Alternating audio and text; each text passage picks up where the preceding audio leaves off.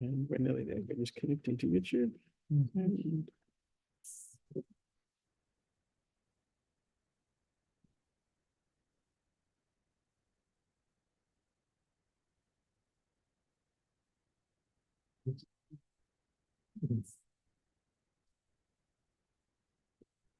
Good evening, everyone, and welcome to our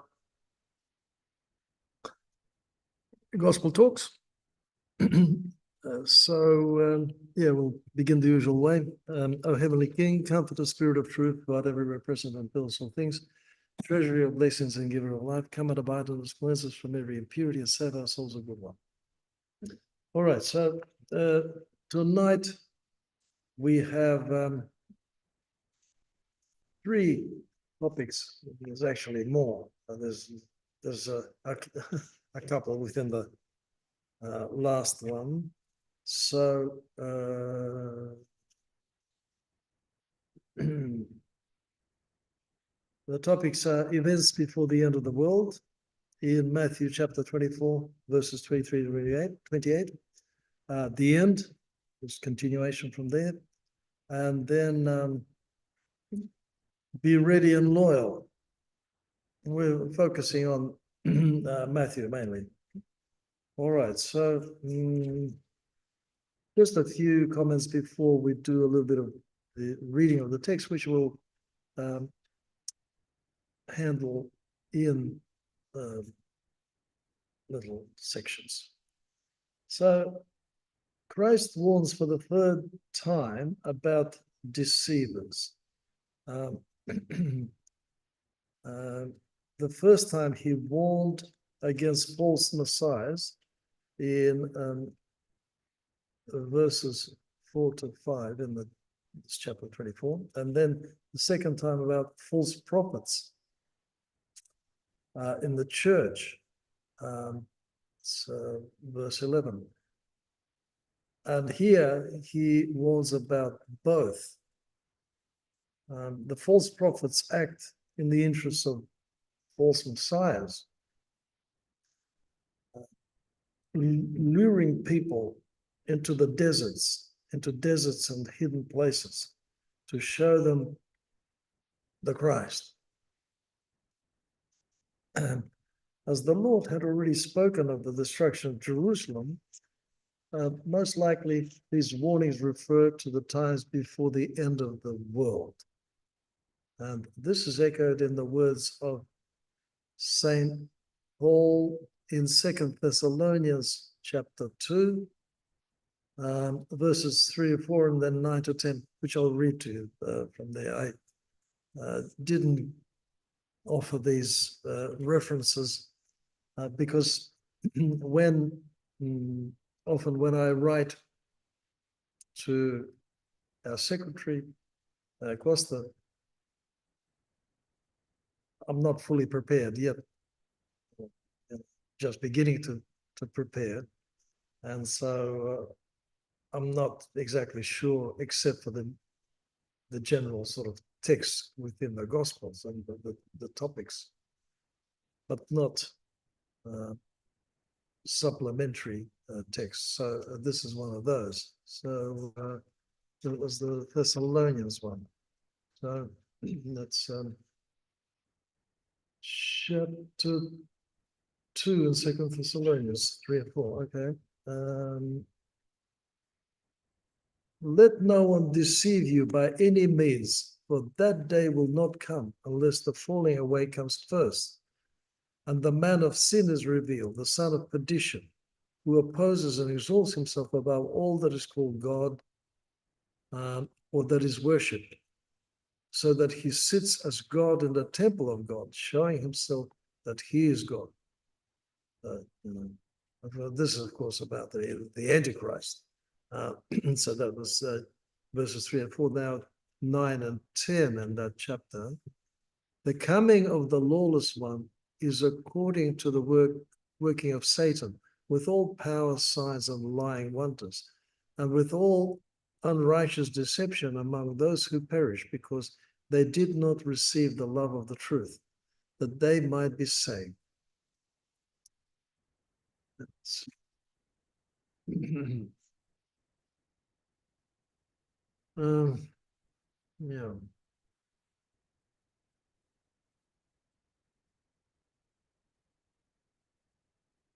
Mm,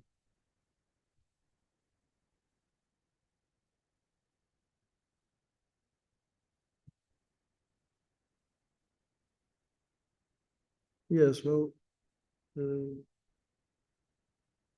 look, it's again, 29:30. Yeah, let's read that little passage because I'm sort of getting confused where I should have read it. So let's read it now. Then if anyone says to you, look, here is the Christ, or there, do not believe it.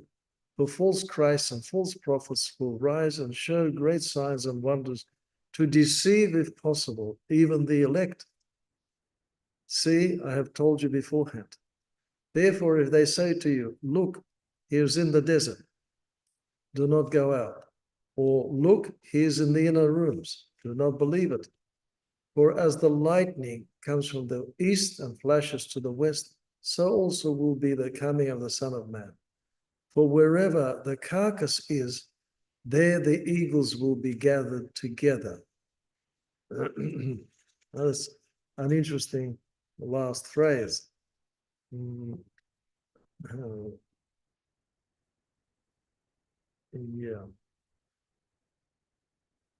The where the carcass is, the eagles will gather together. That refers to the spiritual state of Jerusalem just before his destruction.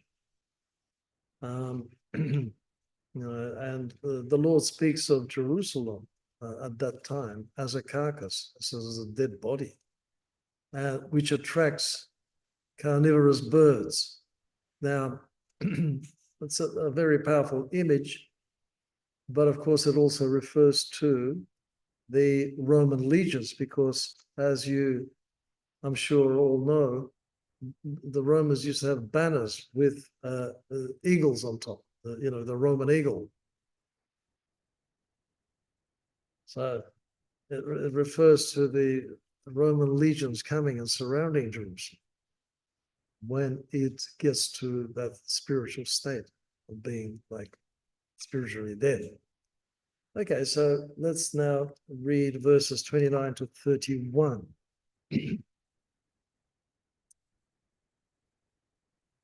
Immediately after the tribulation of those days, the sun will be darkened and the moon will not give its light. The stars will fall from heaven and the powers of the heavens will be shaken. Then the sign of the Son of Man will appear in heaven. And then all the tribes of the earth will mourn, and they will see the Son of Man coming on the clouds of heaven with power and great glory. And he will send his angels with a great sound of a trumpet, and they will gather his elect from the four winds, from one end of heaven to the other. Well, first of all, that image, of the Son of Man coming on the clouds is really sort of repeating the way that Daniel saw it in chapter 7, the coming of the Son of Man. And check Daniel later on if you like, chapter 7. The other thing is that the stars will fall from heaven. Now, there are various interpretations of what those stars could be, whether they are, actual some sort of a meteorite shower, from a passing of some great,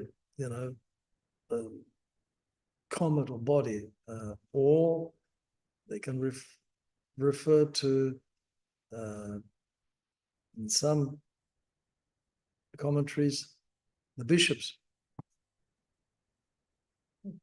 Okay. Yeah, so that's more scary than actual stars falling from heaven. Mhm. So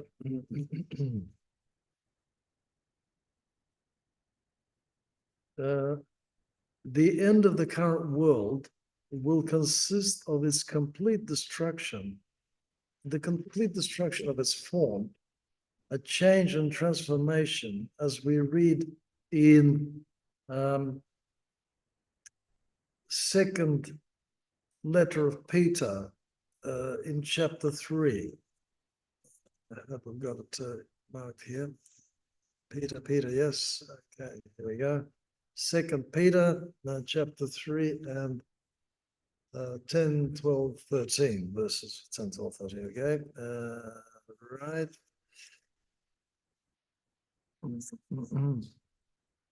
But the day of the Lord will come as a thief in the night, in which the heavens will pass away with a great noise, and the elements will melt with fervent heat. Gee, that's a pretty scary cosmological kind of a picture, isn't it? Both the earth and the works that are in it will be burnt up. Therefore, since all these things will be dissolved, what manner of persons ought you to be in holy conduct and godliness, looking for and hastening the coming of the day of God, because of which the heavens will be dissolved, being on fire, and the elements will melt with fervent heat. Nevertheless, we, according to his promise, look for new heavens and a new earth in which righteousness dwells. In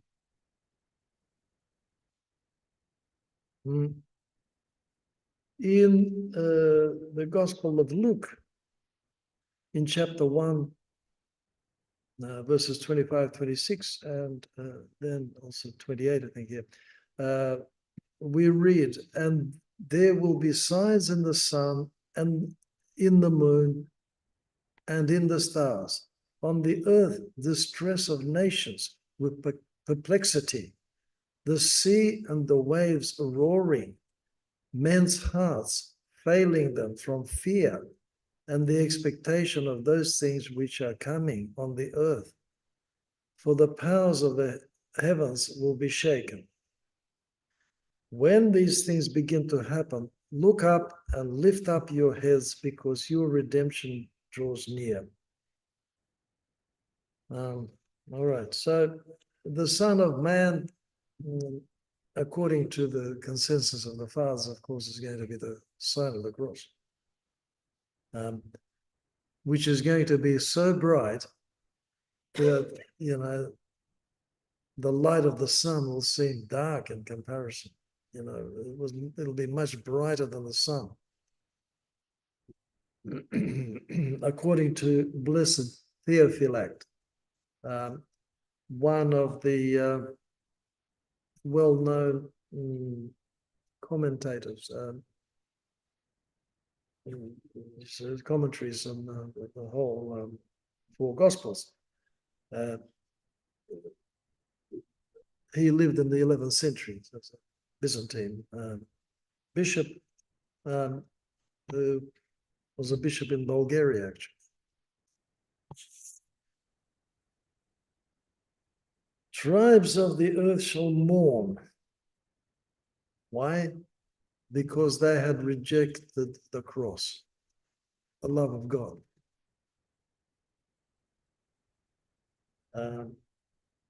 The love of God in Christ, in the Father sending his only begotten Son to save humanity.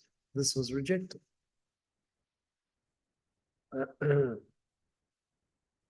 As we read in the Acts, Christ's second coming will be like his ascension in glory.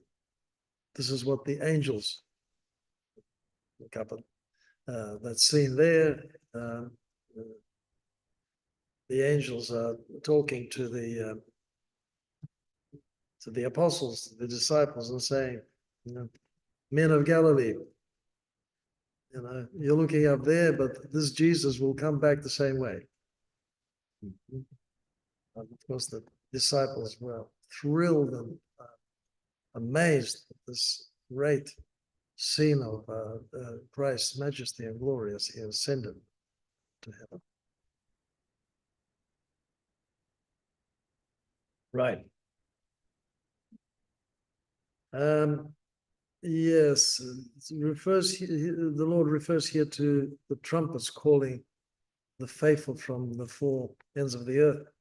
The use of trumpets was a very familiar thing to the Israelites, because the trumpets were used to call people to, congregate for important occasions.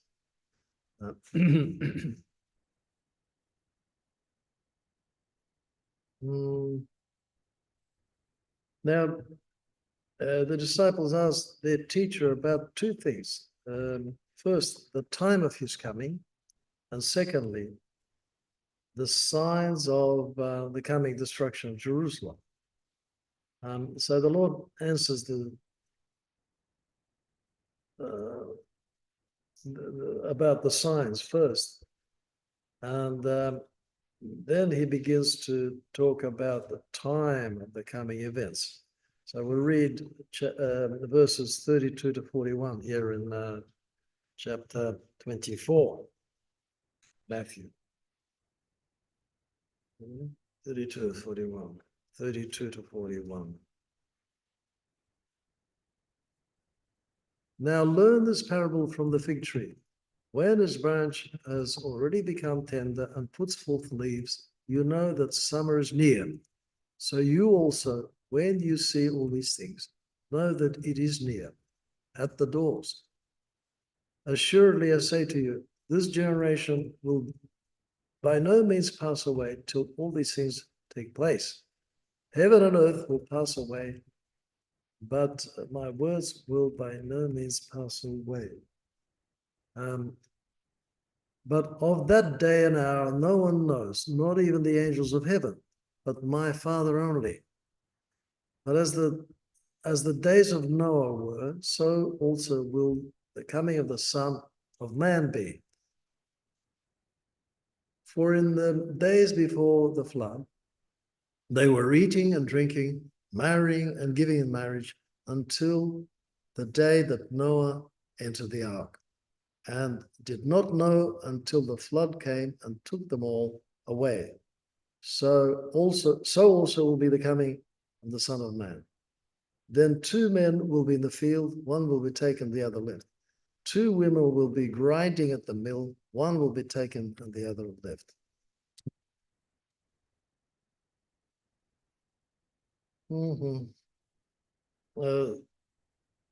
So here, Jesus Christ used the image of the coming of summer with observations in the changes in nature, the leaves of the fig tree. The same way, the signs that he gives will issue a warning about the time drawing near. Now, he says that this generation will not pass until these things happen. Now, this generation, that expression has two meanings. First of all, it refers to the actual apostolic generation, but only in reference to Jerusalem, because you remember that the way that the apostles asked their question, they were really asking about two different things, or separated by thousands of years. Well, we already have 2,000 years. The first one was the destruction of Jerusalem, and the second one was the end of the world. So this generation literally referred to the one which was around and God lived to see the destruction of Jerusalem, at least the younger people in that generation. And the second meaning is, it refers to Christ's church, to the Christians. It means his people, that the church will survive until the end.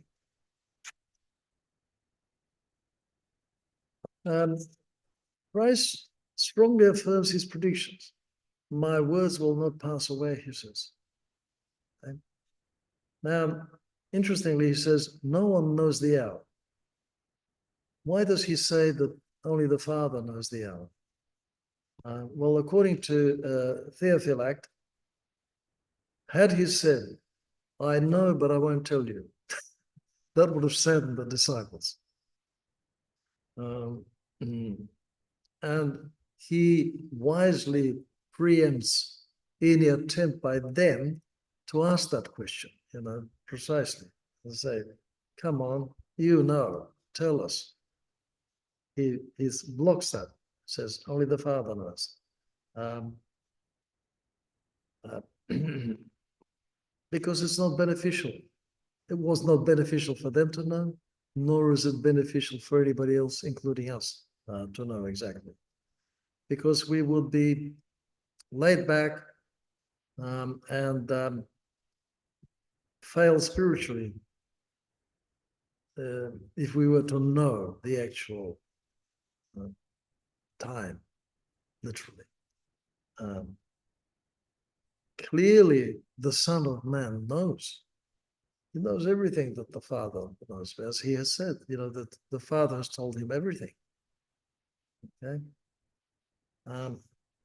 Saint Gregory the theologian, Bishop of Nazianzus, late 4th century,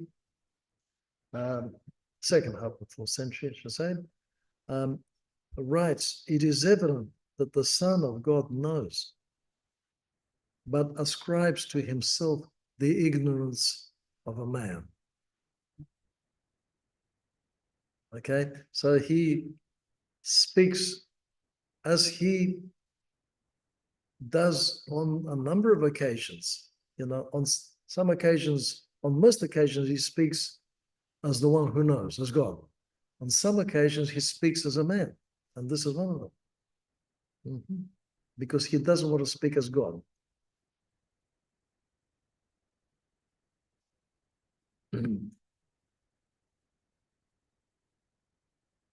This hour will come unexpectedly for those who will live the life of the world and ignore the warnings of Christ. Just like the people before the flood ignored the words of Noah. As we read in Genesis that Noah was given a long time to preach and say to the people, look, the flood is coming. They just laughed at him. And the Lord remembers this image of Noah as it's a powerful image in this context. All right, so now we get to the biggest topic for tonight, and I'm just wondering if we're going to have enough time to finish it.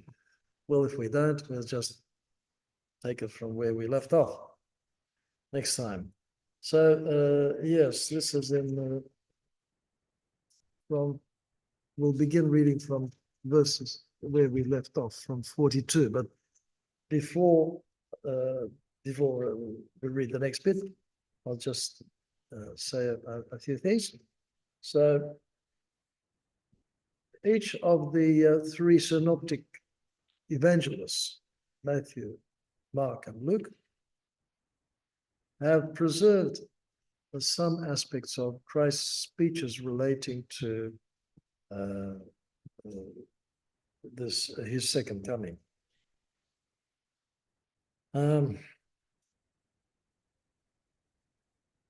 In which he encourages his disciples to be ready for this. Not only his disciples, immediate disciples, but his disciples in the sense of all Christians. Christians are his disciples. Remember in the book of Acts, it mentions, around about the middle of the book, that in Antioch, the disciples, they began calling them Christians. Okay, that's where it began. But before that time, Christians were referred to as the disciples.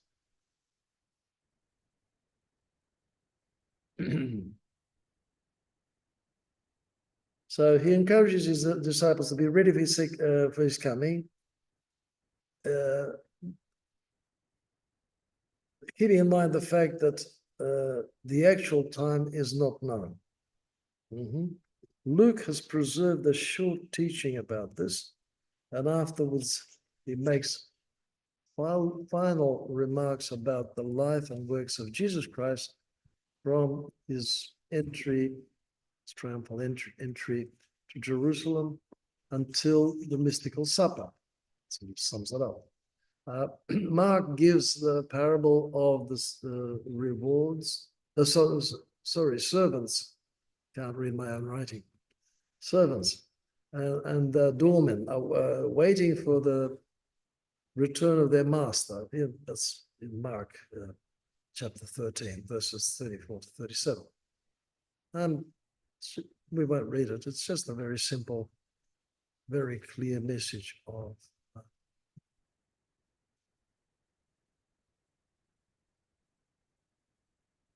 Christ teaching to be prepared.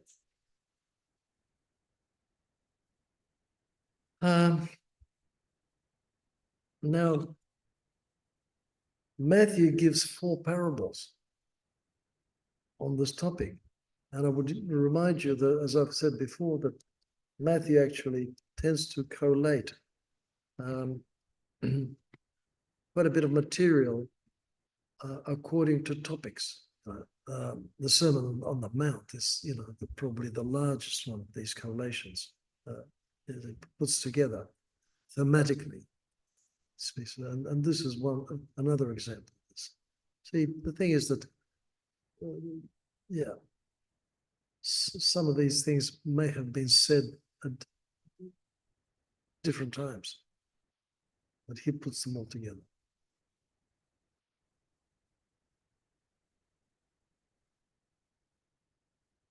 So let's continue reading in the chapter 24, verses 42 to 44.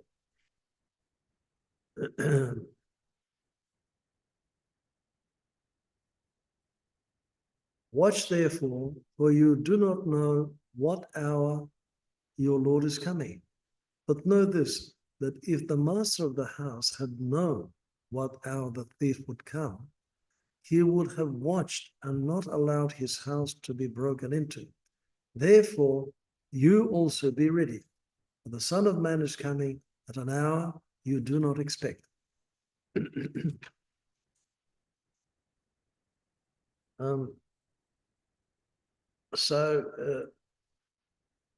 This is a parable of the householder who's threatened by burglars. The idea behind this and the following parables is not to enable people to calculate an actual time of Christ's coming. That's not the idea, second coming. But to educate them to maintain this spirit of readiness. As Chrysostom writes, if people knew when they would die, they would care only about being prepared for that day. Because of this, Jesus Christ does not reveal the day of the end for all, neither the day of each person's death. He wills that people would be constantly expecting that day and making efforts to prepare for it. Here also is a reproach for the lazy ones, namely that they care less about their souls than about the money which they guard against the thieves. That's the essence of the image in that parable. People are very diligent about protecting their property and their money. Do we do the same to protect our souls? Probably not. So let's read on, 45 to 51.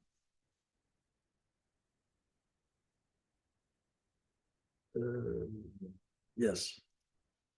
Who then is a faithful and wise servant, whom his master made ruler over his household, to give them food in due season?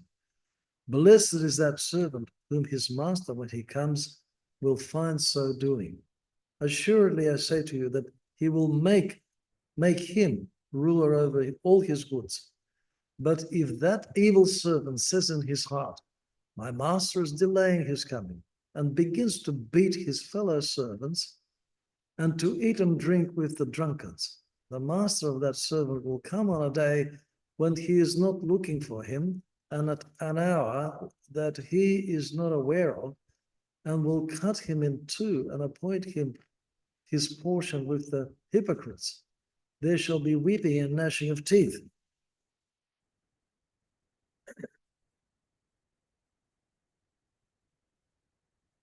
The last, gory image is taken from practices, in the Middle East, terrible kind of executions where they split a person right down the middle.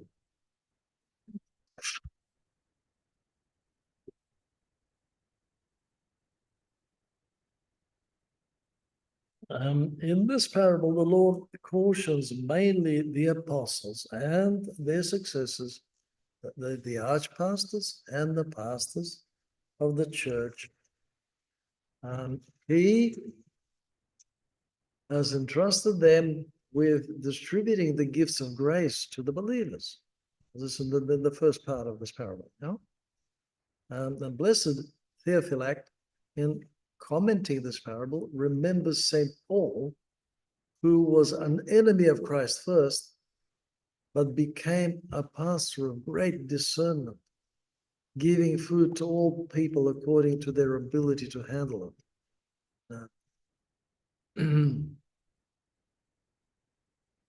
St. Paul writes about that himself. It was everything to everyone. He would adapt his message to and his approach to the level of the person, of each person. That's a real what the pastoral approach is about. It's not just shoving stuff down people's throats, but establishing a level of communication. The parable points out two prerequisites from those who are appointed to look after the flock of Christ: wisdom and faithfulness. Yeah.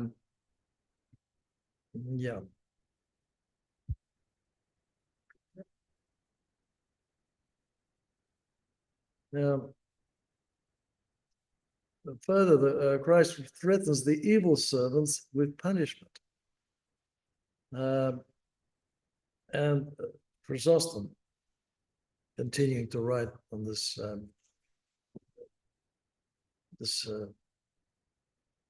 place in the gospel, surmises that these words of the Lord are designed to threaten bullies and extortioners as well as gluttons. You see that this evil servant eats and drinks with the drunkards. Mm-hmm. All right, now we come to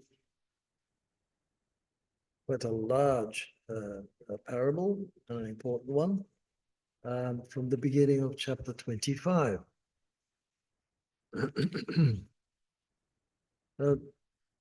What we'll do is, I think I'm going to break it up and just read the whole lot first and then comment on it. So here we go, from the beginning of chapter 25. Then the kingdom of heaven shall be likened to 10 virgins who took their lamps and went out to meet the bridegroom. Now 5 of them were wise and 5 were foolish. Those who were foolish took their lamps and took no oil with them. But the wise took oil in their vessels with their lamps. But while the bridegroom was delayed, they all slumbered and slept. And at midnight a cry was heard, "Behold, the bridegroom is coming. Go out to meet him. Then all those virgins arose and trimmed their lamps. And the foolish said to the wise, give us some of your oil, for our lamps are going out. But the wise answered, saying, no, lest there should not be enough for us and you, but go rather to those who sell and buy for yourselves. And while they went to buy, the bridegroom came, and those who were ready went in with him to the wedding, and the door was shut. Afterward, the other virgins came also, saying, Lord, Lord, open to us. But he answered and said, assuredly I say to you, I do not know you. Watch therefore, for you know neither the day nor the hour in which the Son of Man is coming.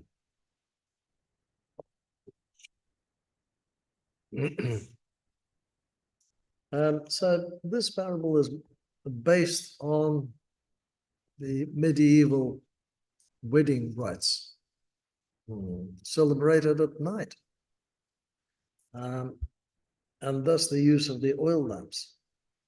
So the groom would typically come with his groomsmen to the bride's house, or well, obviously to the house of her parents,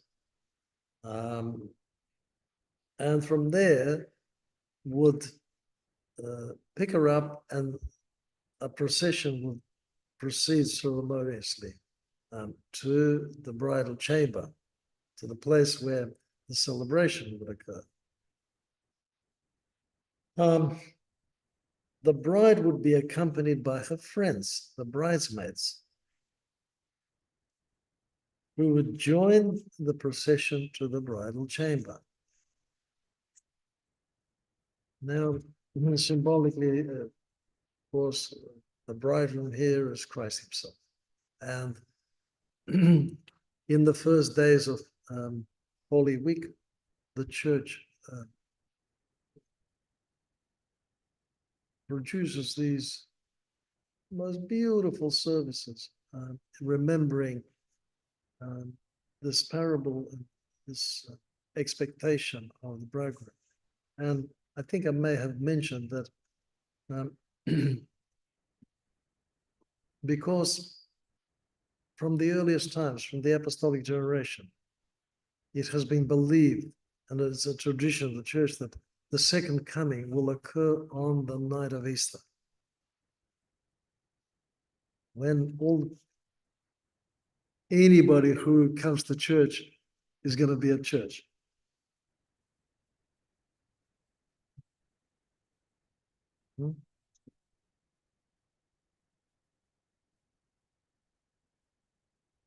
So the bridegroom appears visibly on earth to come for his bride, the church militant.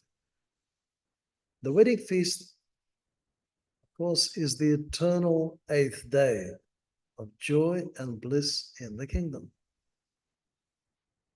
The maidens represent all believers in Christ.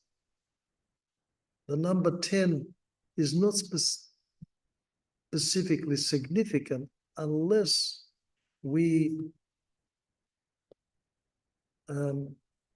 assume that this division of 5 and 5 refers to, there's two lots of different fives, refers to the five senses, as, it does on other occasions. So for instance, the way that the 5 husbands of the Samaritan woman are interpreted by some of the fathers, you see.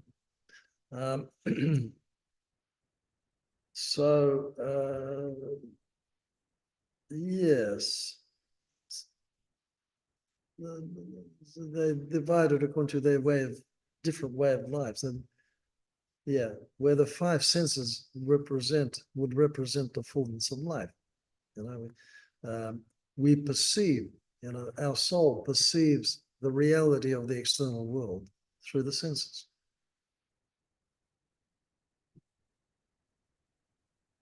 The wise ones are those who care about the acquisition of God's grace, especially through the acts of love and compassion.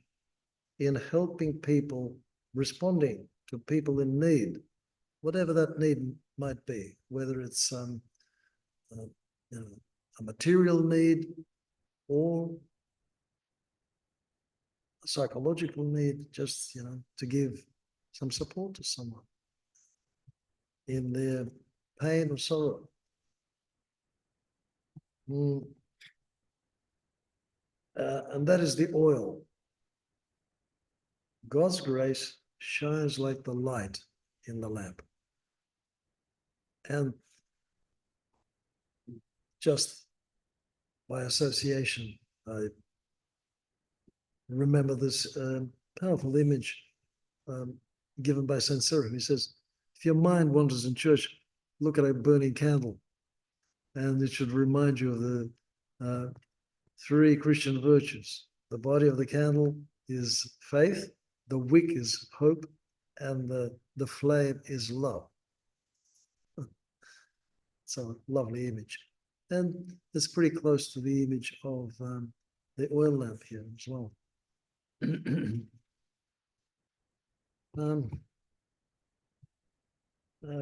Concerning this oil, the blessed Augustine writes, the true oil of the wise virgins is the humble love of God. But for the foolish ones, their oil is people's praise, which ends with the end of this life. So, when they fell asleep, that oil ran out because they depended on the praise of people. What does this mean? The bridegroom was delayed. Well, it seems to be a hint here from the Lord to his disciples, to that generation, that he won't be coming back for a while. Okay, not all of them got the hint, because there was quite intense expectation of the second coming in the first generation. So much so that St. Paul had to tell people to, get their act together and just calm down, not to be hyped up by this Adventist spirit.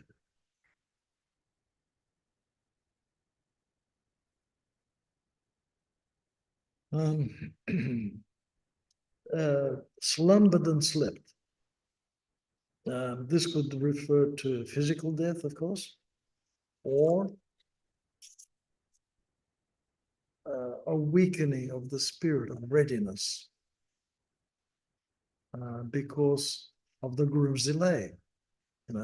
This is sort of close to the actual flow of the parable. Because the groom was delayed, this is why they sort of doze off. And it was not uncommon for the wedding party to wait 2 or 3 hours for the groom and his groomsmen to come to pick up the bride. I don't know why they did it. Maybe to test the bride, just the same way that brides sometimes test people in church. I remember one time in Dandenong, one bride was delayed so much that Father Michael went home, and when the bride arrived and called him, says, I'm having a cup of tea. Wait for me now, because it was just too much. Sorry about this bit of humor here, but anyway. Yes, I've had occasions when,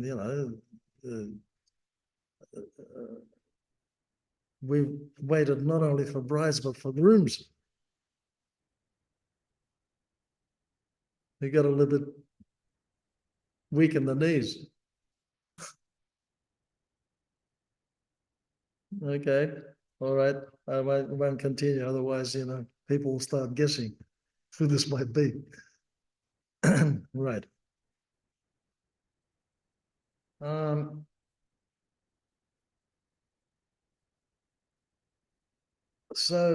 yes, the difference between the two types of maidens, the two types of people, is that while the wise had enough oil, and when they were woken up, they all they needed to do was to trim their wicks, and they were ready to go because they had the oil. Another way of looking at the parable is that all believers are baptized and are given the gifts of grace. Some maintain the burning of the lamps. They keep adding oil, while others are negligent and do not make sufficient effort in acquiring. Acquiring what? Acquiring humility, which is the only thing that opens us up to the grace of God, as I keep repeating time after time. It goes back to the prophets. God resists the proud and gives his grace to the humble. And St. James repeats that in his letter. And all the ascetic fathers have, big teaching about that, the importance of acquiring the contrite and humble heart of which King David speaks. So, yeah, the falling asleep then would indicate the end of the earthly life when this oil can no longer be acquired personally by the actual person. All right, let's see if we got. We can begin the next parable, the parable of the talents. Now that's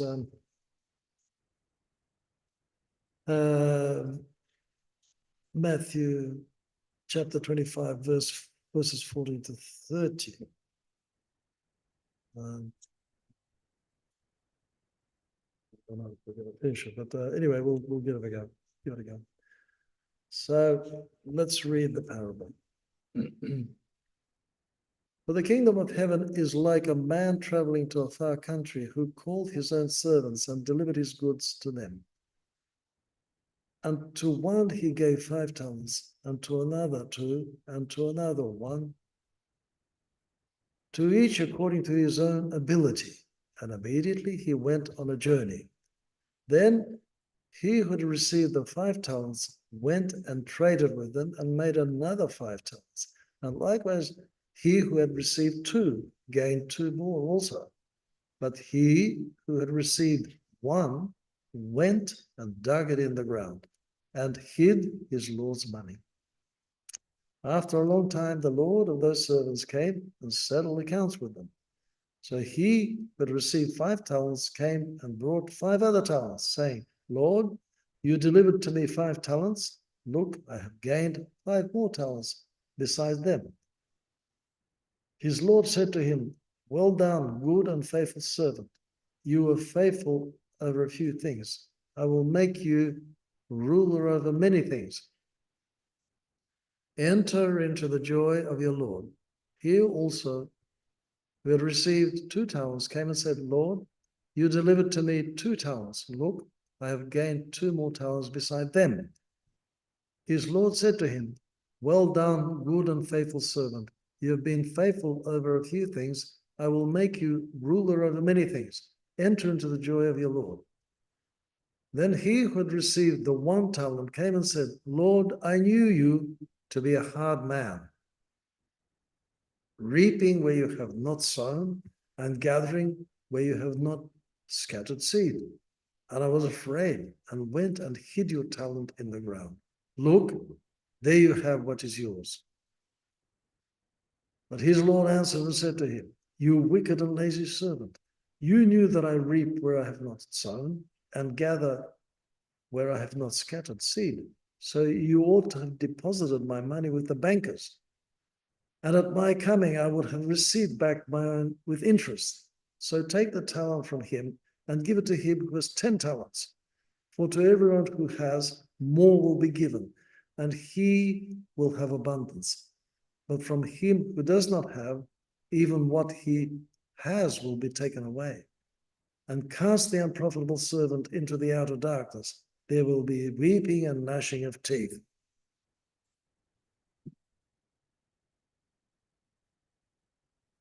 Now, before we begin on commenting on this, weeping and gnashing of teeth, there's a particularly Middle Eastern expression of the time, which refers to frustration. That's what, it's frustration. That's what it's about. Because people are not able to do what they want to do.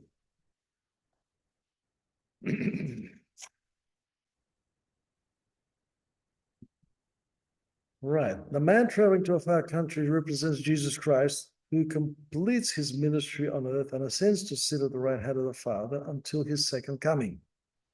The servants, each of whom receives these talents, and look, unfortunately, I don't remember how much silver each talent is, but it's a huge amount in terms of money, huge amount.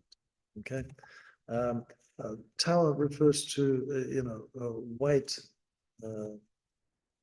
a certain weight of silver. And next time, if I remember, I'll actually jot it down.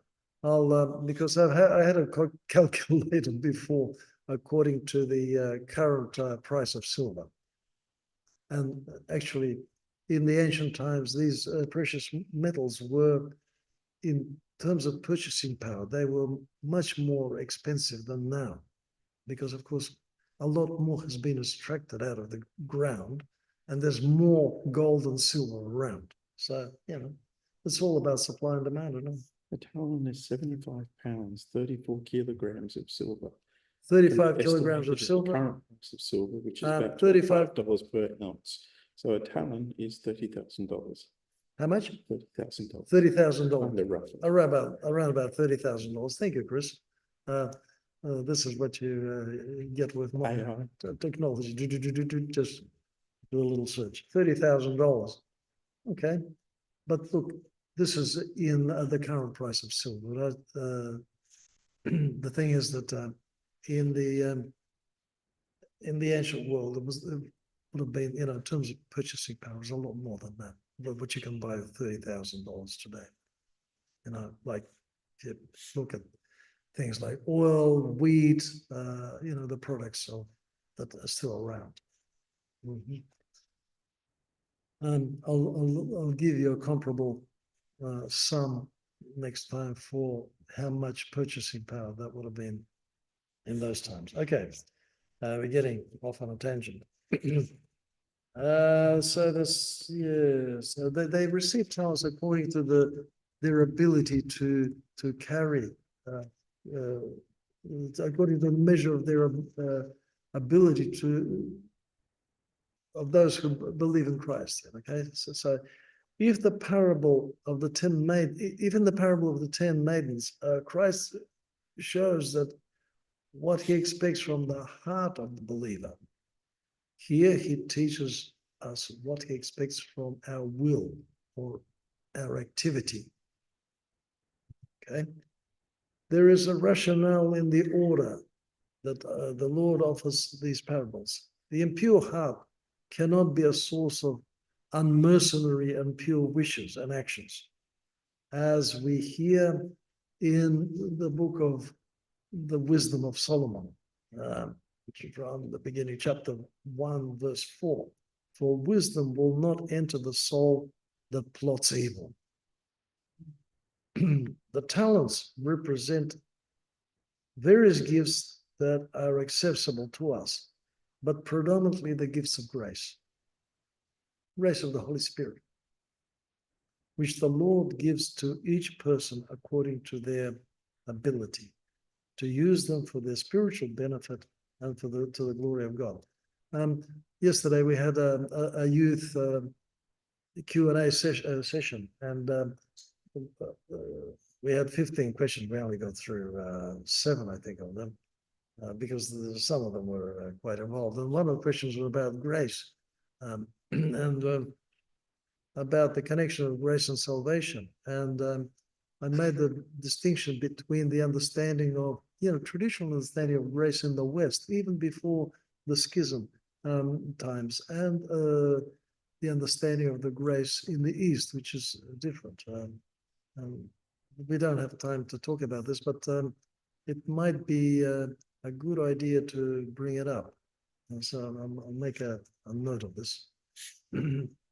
So talent and grace. Okay.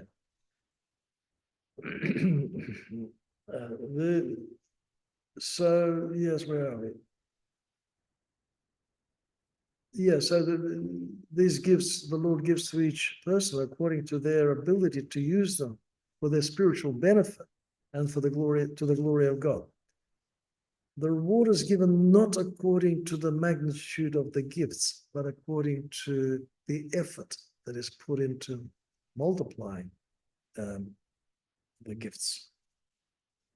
This so thus even a person who receives a small gift is expected towards to work towards growing that talent. Okay. What is punished is laziness, indolence, a lukewarm spirit that can be summed up by the famous Australian expression, "She'll be right." Mate.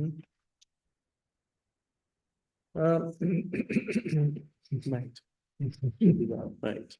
She'll be right, mate. Yeah. Now, lazy people are usually good at justifying themselves. We all know that. As the lazy servant in the parable. He accuses the master of being a hard man, which means demanding to the point of being cruel. Okay? Yeah, you're cruel. So I was scared of you. So this is why, if you go and invest money, there's a risk, and I could lose money or whatever. So I decided I'll take the small, no risk situation. Okay, but the Lord doesn't mind if we make mistakes, and if we, as it were, lose, because we're going to gain. Even in economics, there are always fluctuations in the various commodities, aren't there? All right. So, in thus saying, this lazy person pronounces his own judgment because he calls the judge cruel. So, as the Lord says, the measure that you use will be used against you.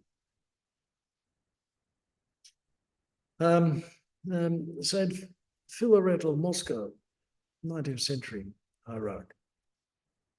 It was one of these Chrysostoms, the beautiful church preachers, orators, points out that we often try to excuse ourselves by saying that we are not the saints, all right? And therefore, not much can be expected from us. It's the saints that do these great things, but Lord, don't expect this from me. Oh, who am I? And those who receive much actually put in a great effort. Well, those who receive less are the ones who tend to try to justify themselves. So the lazy servant only thinks that he is at least giving the master back his money. And in fact, he doesn't give him anything back because, this image of burying in the ground, you know what it refers to? It refers to the dead body being buried in the ground. There's nothing left. It's just this burial. There's nothing that is permanent, nothing for eternity. And the body put in the ground decays. Okay, so right on 8 o'clock.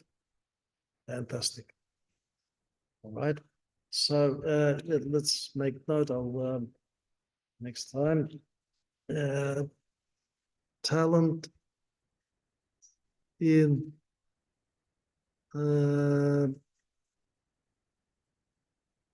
ancient times and about grace. Okay. All right. Everything clear? No questions? All right.